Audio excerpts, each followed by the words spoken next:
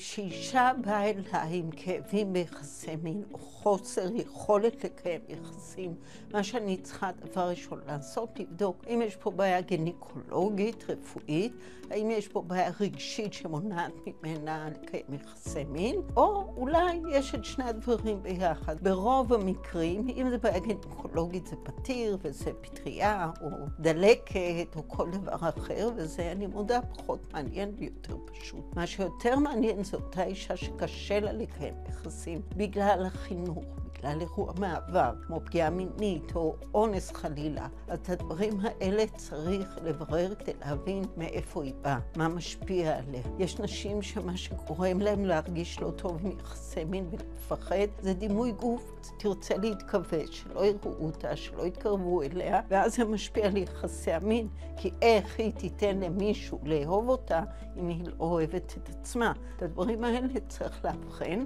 וצריך לטפל בשביל בסוף, לא רק שלא יכאב לה, וטכנית תוכל לקיים יחסי מין, אלא תהיה במקום שהיא תגיד, וואו, כיף לי, אני רוצה לקיים יחסי מין. אין פה אני אשמה. יש פה בעיה משותפת שאנחנו רוצים להפוך אותה לענק.